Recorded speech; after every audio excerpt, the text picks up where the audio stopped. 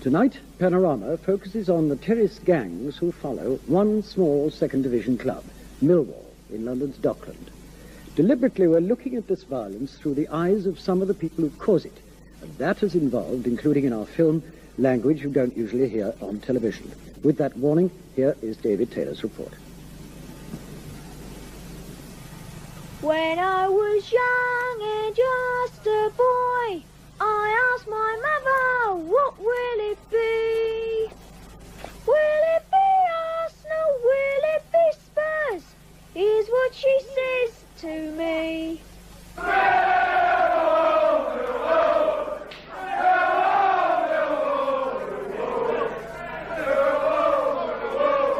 Supporting Millwall can be a costly business.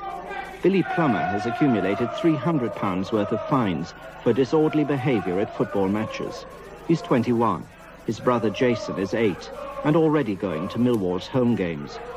If Jason's not to follow in Billy's footsteps, it will take more than fines and fences to stop him. What will have to change is soccer's subculture, the basic set of values that the terrace fan adheres to. Millwall is more than a football club, it's a way of life. It offers comradeship, excitement and glory. The glory comes not from the team, but from the reputation of its supporters.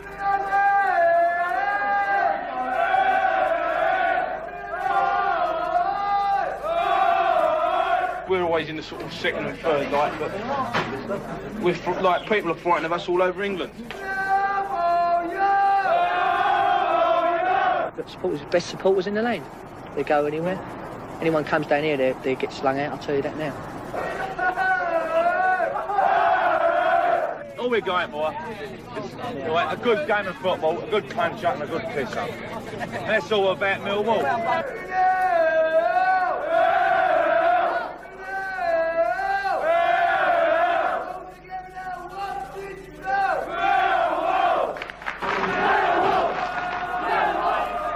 The Lions of Millwall have earned their reputation the hard way, on the bleak, windswept terraces of the Football League.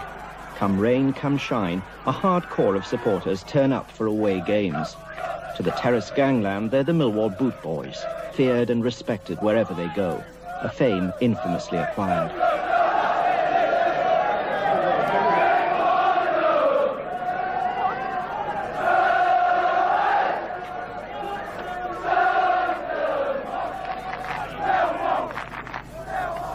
Like any other set of supporters, they cheer on their team, question the referee's parentage, exchange pleasantries with the police, whom they call the Old Bill, and goad the opposition. But within Millwall's terrace army, there are divisions. At the bottom of the hierarchy are the youngsters. They call themselves the halfway line, and when it comes to aggro, they imitate their elders. But as they grow older, they have a career choice to make. Some of them graduate to treatment. They're the ones in the surgical masks. Although one of Millwall's heavy mobs, treatment don't pick fights, but they're always there when they happen. In the trench warfare of the terraces, it's F Troop who go over the top. F Troop are the real nutters, self-confessed loonies like Harry the dog, who go looking for fights and are seldom disappointed. The difference between F Troop and treatment was clearly illustrated when Millwall were away to Sunderland. Treatment, who will travel any distance for Millwall, made the long, expensive train journey to the northeast, while F Troop, who will go anywhere for a fight, stayed in London and went down the road to Charlton.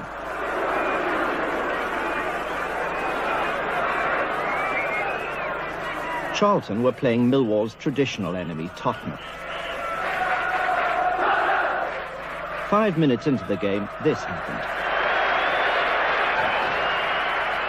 The papers called it a terrace rampage. It was caused by a dozen or so of Millwall's nutters charging 2,000 Tottenham fans. 3 of them ended up in court and 1 in hospital. You know, I mean, all the papers turned around and said there was about 100 of us. I mean, it was 12, 14, wasn't it? Yeah. Say 14 the most. The most, that's it. Went in the ground, someone shouted out Millwall. Super Tottenham, jumped over the fucking a couple of hundred of them died on the pitch. Who's out on them? It's just that, see, we ain't Tottenham now, they're in the second, do you know what I mean? No, they got a lot of rabbit and they sit on the box down at the time. They keep saying what they're going to do to Millwall, so they get a taste of it before they come down here. Yeah. It's just to show what they're going to get when they come down here, you know? That's all it is. It's all warm-up, isn't it? Isn't it? It's a warm-up. It's a warm-up in the hospital beds, that's all. Would you say the Charlton visit was a success? Yeah. Right in the fucking arse of Tottenham, that's the job. Very. Best day of the year, isn't it? Best day of the season. So far, anyway. So far. Yeah. Lots of days to come there. Not all of the drinkers in the Crown and Anchor agreed with F Troop's philosophy, or with our right to film them. What do you want? What do you want? You want to say, oh, yeah, we all had a punch-up? That's not what football's about, is it? It is these days. No, why is it? Why? You go away, you go away. Do you go away, games? Oh, I don't. Start now. That's all right. When's the last away game you went? You ever go away, yeah? Well, when's the last away game you went? What are you talking about, away? You go away every week. Not every week, no. You have to put up all the verbal we take every week. Yeah, but why should you have to take verbal? We don't, because I've been brought up like that. If someone has a go at me, I'll have a go at them. Yeah, oh, I agree with it. And I won't take it from a northerner. But why? Because I won't. We won't, that's what I won't. Would you? I've been following. I'll tell you what. I've been following these years. I've been following this club years, and I mean years. Yeah. You know what I mean? And I'm not going away for some dirty northern punts to spit all over me. If he spits over me, I'll put a fucking pint glass in his head. There's no doubt that F Troop are Millwall's crazy gang, but the comfortable assumption that they're the only ones who fight on the terraces is far from being the truth. Fighting, or rucking as it's called, is bred in the bone, and in the pubs of southeast London, it's a constant topic of conversation. We were still on the terraces. Come back alive. Ruckings. Yeah, you know what I mean? Right, we all come back alive, didn't we? Portsmouth, we went down Portsmouth. We had 20 men in there, done nothing. They started throwing bricks, bottles at us. Yeah. You hit someone bank and you get nicked £50 fine for hitting a geezer bank who just bottled you.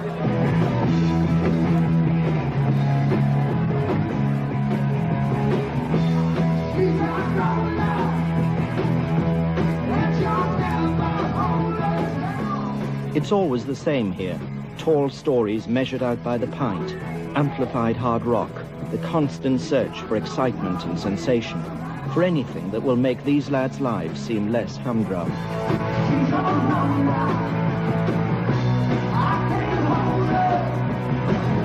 In such a charged atmosphere, tempers are short and physical violence easily provoked. Oh, they're down there now. Even my bird's gone right. I was going to smash her in the chin. What are you going to say? It's not my fault, is it? No, it ain't your fault. I know what you mean. Fat geezer's fault. Treatment's world revolves around three fixed points: football, pub and home, and they're never far apart. Drinking, working and living in New Cross, within a stone's throw of Millwall's ground, Billy Plummer is a typical member of the treatment gang. Breakfast. Come on.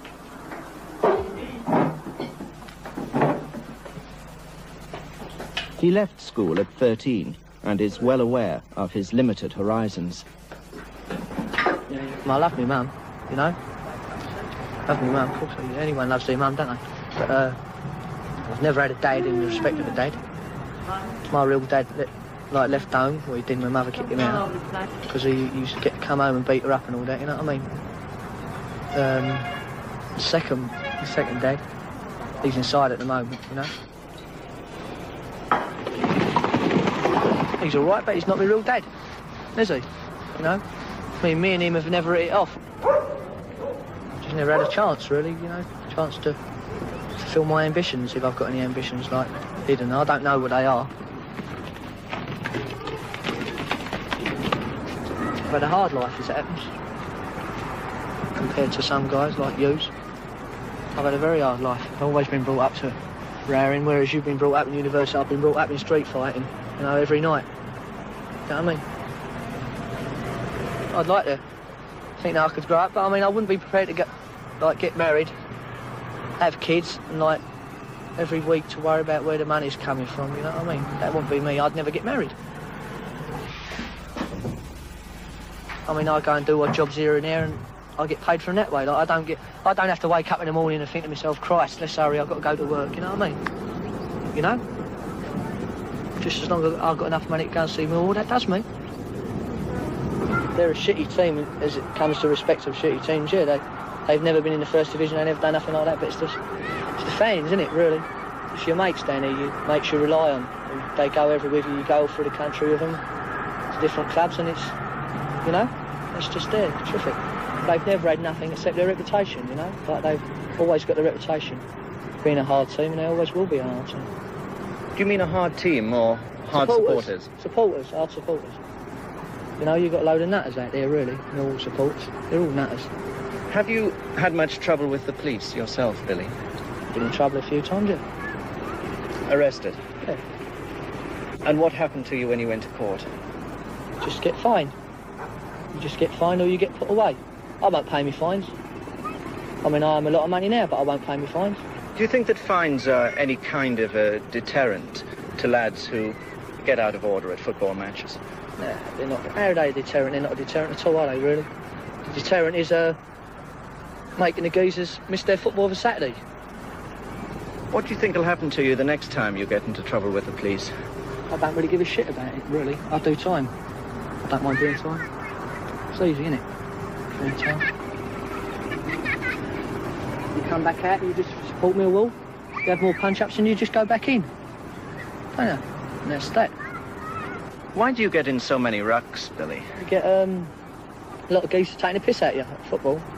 They turn round and they start shouting things at you, chanting at you, you know what I mean? And you just lose your temper.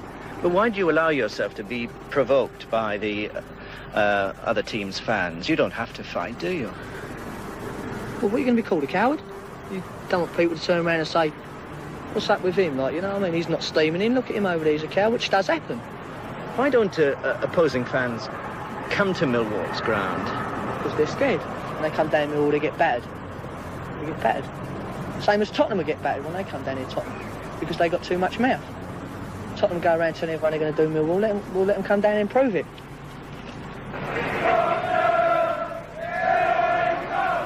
Next month's match with Tottenham is more than a London derby game. It's the only occasion on which a visiting club will bring mass support to the Den. Because of Millwall's reputation, other side supporters tend to stay at home. Today, only a few courageous Blackburn Rovers fans have come to London. Some of them live to regret it. I arrived here about 1:30, 1:45. We were walking down, about 10 of us. We're about 20 lads run down. Are you Blackburn? Automatically, yeah, we're Blackburn fans. Next thing I knew, I was knocked some bloody helmet off. They hammered the helmet to me. I saw my scarf off the floor. I picked it up. There were 3 on the other end.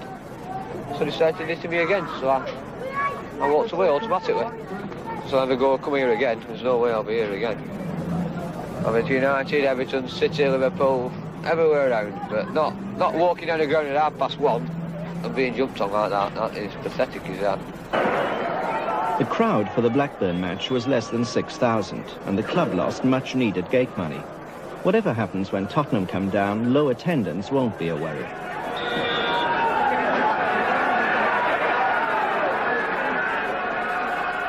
This is the Colborough Lane end, Millwall's home terrace.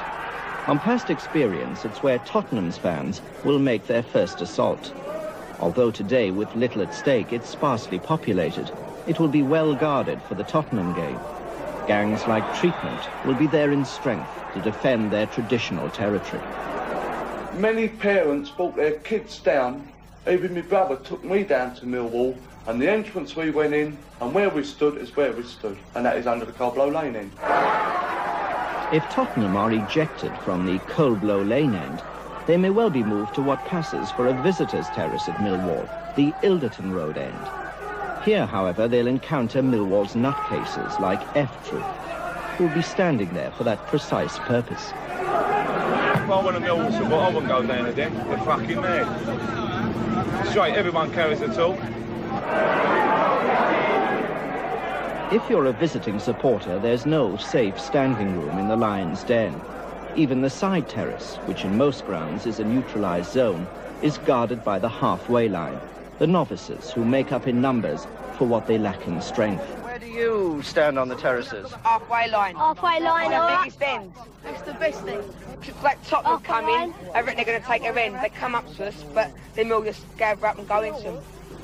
Gary Roberts is 16, a former halfway liner. He's just graduated to treatment. Although still at school, Gary prefers to spend his time with his best friend, Mick Harris. At 27, Mick is one of treatment's oldest members. He works as a caretaker for an experimental playgroup and is surprisingly good with children. What's that? That's a watering. Where does the watering can go? Which one's got the watering can? You've got the watering can there, haven't you? When we come back from Coventry, we had a rap at St Pancras with Bolton Wanderers, like. And as I stood there and rapped with him, he said, any man who can stand there and rap can go to Southampton with us next week. Ever since I've been going around with him. And he's a great bloke. I know he should be going to school, but it's just his way. If you've got a bit of a wild temper and no one's supporting you, you're just going to fling out, fist and feet, like, and just walk out, which he's been doing. And then he just comes down here for company, like, you know, he just comes down here because he knows me. Mick and Gary are also bound together by their allegiance to treatment and can recite the gang's code of conduct. When police are knocking about, you don't sort of steam in and do something silly where they can have you. You use your loaf, and when it's clear and you know there's going to be trouble, you've got to be there. And as I say, to be a sort of a treatment member, you've just got to sort of stay there and stay your own pitch. If there's going to be a rut, you stay there. And then that's only a certain few that travel away, as 50 of us went to Sunderland a couple of weeks back, and that's what you call a treatment mob. Gary, you're in treatment now, aren't you? Yes. Did you have to prove yourself before you were able to join the gang?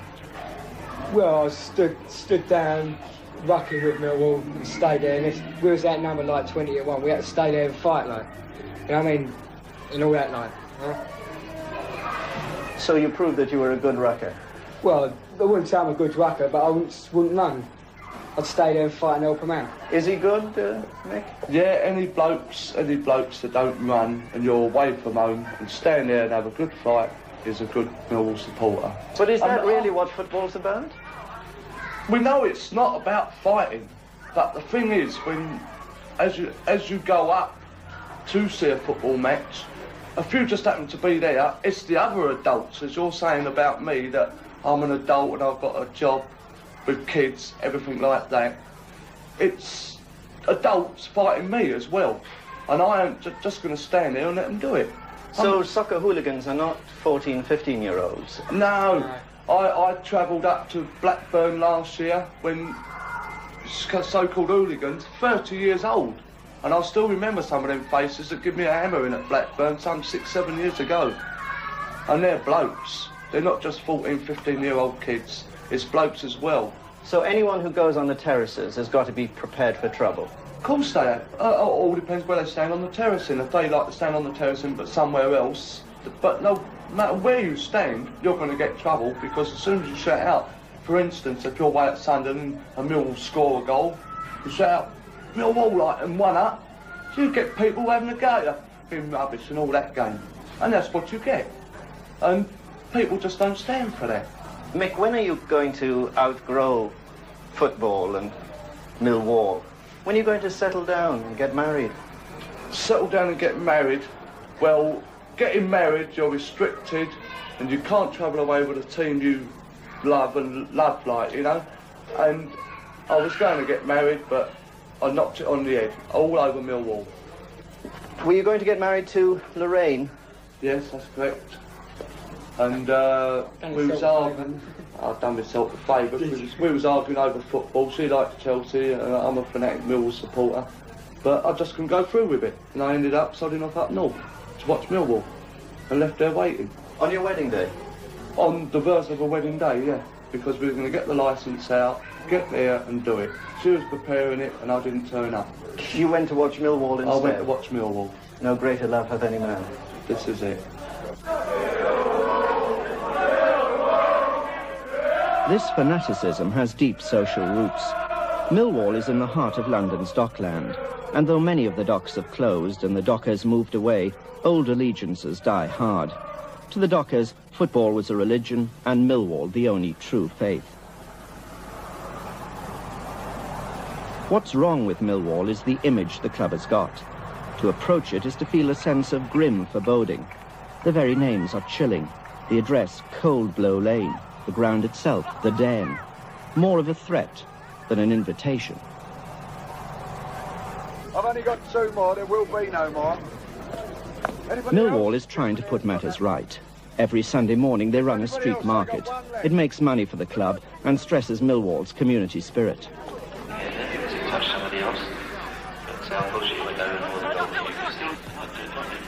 The club also hold open days at which Millwall's fans can meet the players. This is one of manager Gordon Jago's many innovations. I'm trying to bring about a good relationship between the fan and the player. I think that the secret of success in any sport is an involvement with its people, whether they be people on the terraces or whether they be people who pay anything from £100 upwards for a season ticket. See, a football club mustn't cut itself off from its supporters. You've got to have, as we have done today, we have had broad shoulders because we're going to get some criticism. But you've got to get involved. You've got to go and face them, meet with them, tell them what you're trying to do, listen to their arguments, listen to their criticisms, because you are very much a part of their life, and I think you have a responsibility. The interesting thing to me is, you see, people say, well, go out and buy a centre forward. You've got to make sure it's the right one, though. A, I've got to make sure, and B, I've got to get the money. Yeah. That's right. Right? This is the problem. Now, the only way we can take more money is get more people here. And I tell you, one of the problems that we don't get people here, for example, when we played Crystal Palace and Charlton, we didn't get a Crystal Palace or Charlton support. No, they didn't. True, yeah. And they don't come here. Why? We haven't had trouble.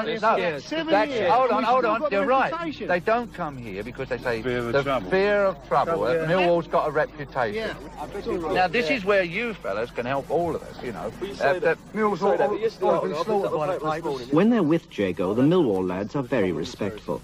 Butter wouldn't melt in their mouths. You would know. Fighting broke out in the terrace, and there was no fight.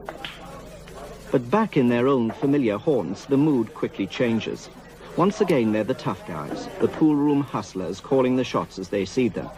And Gordon Jago appears as just another figure of authority who doesn't understand them. He's never been on the terrace, the same as I do, and all the rest of them. They sit in their silly little offices saying this, that and the others, what we're not supposed to do. They don't go out and see the grounds, do they?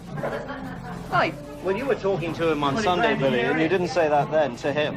No, because I got the hump now. I've just lost the pool and everything else, and the fucking team's lost 2-0. How unusual, I must say. Fucking joke. Very unusual. Yeah. No, we can't. See, that's what makes me sick. It's these guys like Alan Hardaker and all these, right?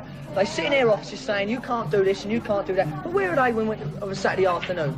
No matter what I say when I meet them, and we've had get-togethers with them at supporters club meetings and so on, and you say, look, cut it out, we don't want that. You know, you're spoiling it for all of us.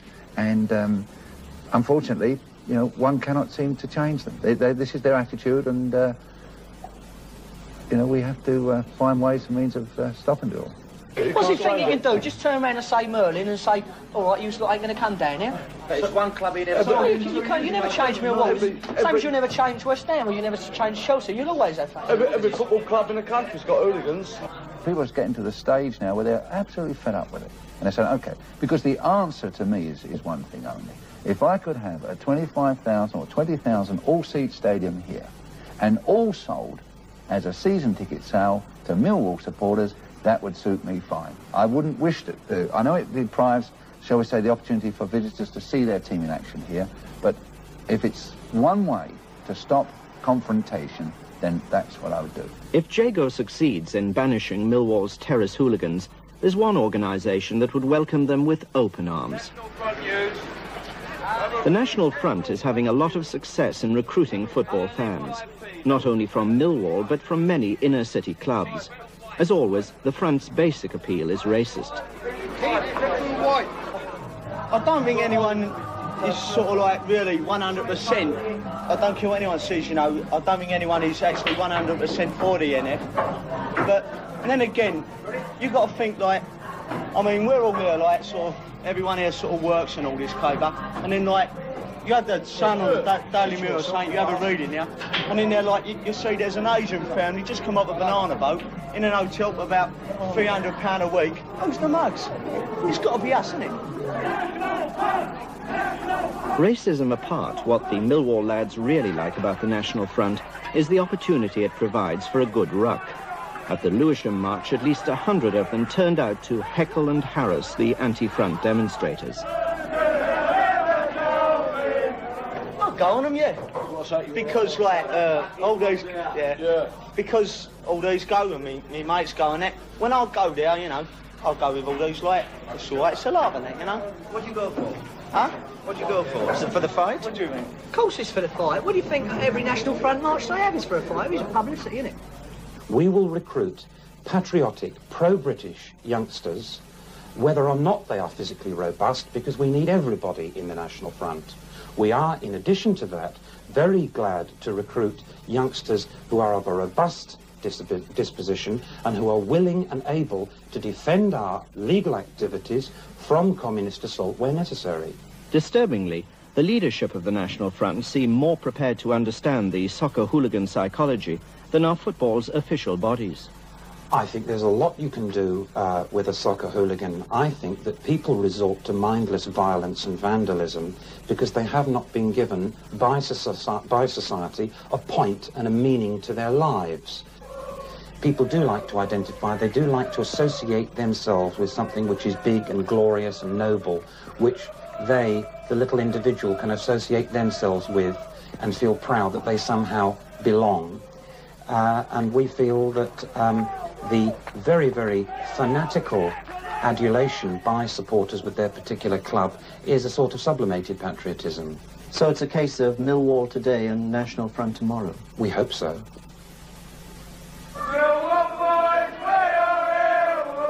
Today it's still Millwall. There are times when Gordon Jago's vision of a football club being a happy family almost seems possible. For all its apparent hardness, Millwall is a friendly, hospitable club in its own working-class Cockney way. To strengthen its links with the fans, Millwall runs its own supporters club. Those who join are entitled to cheap travel to away games. Applicants are fitted out with ID cards, which they have to carry with them. And anyone who gets into serious trouble with the police is liable to have his membership revoked. So I'll just get your change, okay? Taking the normal barrier down this end and perhaps... For Millwall's away game with Bristol Rovers, Supporters Club Secretary Pauline McGrath has chartered a train from British Rail. To keep order during the journey, Pauline has recruited a number of stewards, some of whom, like Mick Harris, belong to the treatment gang. So Barry and Ray, Mickey. Saturday morning at Paddington, and Millwall supporters are in good heart. In spite of the team's failure to win any of their last 7 matches, 214 supporters make the journey to Bristol. Where football is concerned, hope springs eternal.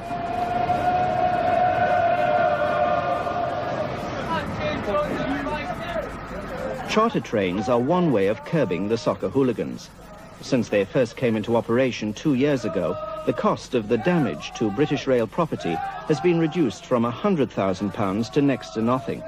Not that Millwall supporters were ever keen on vandalism.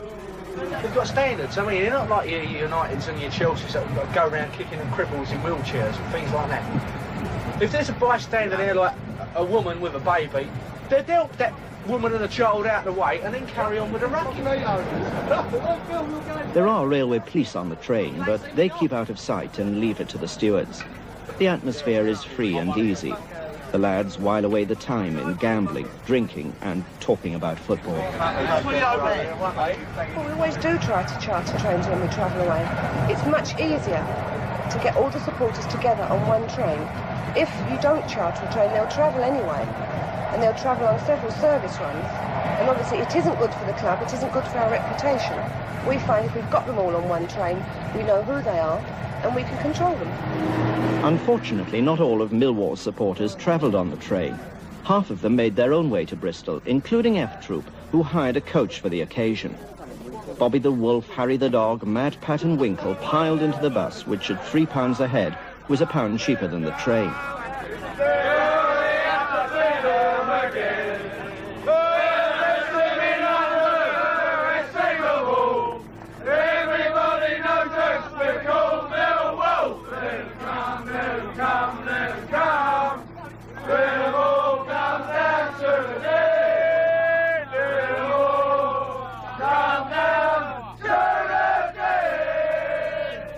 F Troop were not just going for the match, but for a night out on the town.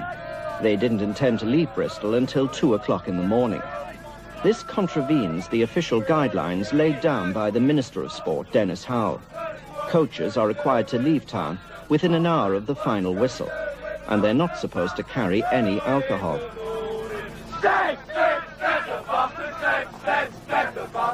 It is perhaps hardly surprising that the coach operator should be unaware of these rules when clubs like Millwall are also in the dark about them. Well, in actual fact, I've never seen any guidelines. I don't know anything about them. We don't, you know, you've caught me there because I don't know anything about any guidelines. We just run our away travel on our own common sense and experience. When the Millwall train reached Bristol, the fans were escorted to the ground by the local police force. The police had 100 men on duty for the game, a tribute, if you like, to Millwall's reputation. To avoid this reception committee, F Troop intended to be dropped off in town so they could invade the Bristol Rovers end. Well, we want to do a few gazes out there, like. We're the F Troop, see what I mean? We love a row, we got football. And this is it. Oh, look, too bad, Harry, look. Is that more important than the football? No, nothing's more important. Well, it's about equal. To me, we're not classed as hooligans. We're going there, you look, we've got no boots on, nothing. You know? We go there, no scarves, we never wear our colours, nothing. We go there, if we're going to Bristol End, we'll go there for a drink. They know we're Londoners, they can tell you're Londoners, you know? 15 times smarter. Yeah, exactly. You know what I mean? Give us credit. We go there, like, and you've always got that one northerner who wants to have a go at you. So, like, if they have a go at you, like, you're going to have a go back. It's not being an hooligan. Unfortunately for F Troop, their coach broke down. But there were other coaches and other nutcases. And the scheduled ruck took place.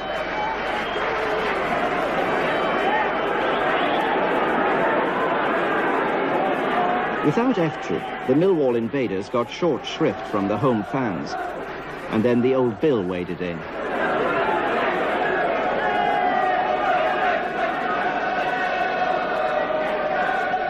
Penned at the opposite end, Treatment and the rest of Millwall Supporters Club could only offer vocal encouragement. This is what is known as Millwall aggro.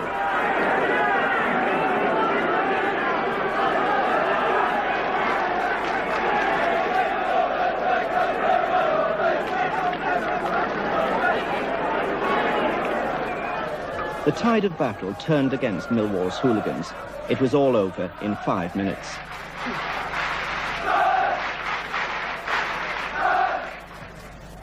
Four arrests were made and numerous troublemakers weeded out, including Harry the Dog, who, having hitchhiked to the ground, had staged an unsuccessful solo attack on the Bristol end before being escorted to the Millwall terrace.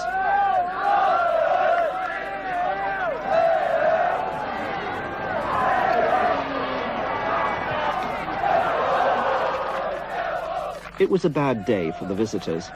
The weather was bad, the game was bad, and the unkindest cut of all, Millwall lost to a team Tottenham had massacred 9-0 a fortnight earlier. Treatment professed themselves to be pissed off and as sick as a parrot. But they'll all be back next week. At Millwall, as at most football clubs, violence is only one side of the coin. On the other side are good humour, companionship and a sense of belonging, which for these lads would be hard to replace. Of course, measures must be taken to curb the excesses of soccer violence. But if those measures drive the terrace fans out of football, the cure may prove worse than the disease. That was David Taylor reporting. We want to thank Millwall Club for their help. Alone, among several clubs we approached, they were willing to cooperate with us. Millwall, in fact, is going some way to meeting the problem of violence constructively. They're hoping to build a sports centre with the idea of diverting the youngsters' energies from fighting to active sport. And that may be closer to a real solution to the problem of football violence than putting up fences. That's one of the things we were going to discuss tonight, if it hadn't been for the firemen's strike. That's all from Panorama this week. Till next Monday. Good night.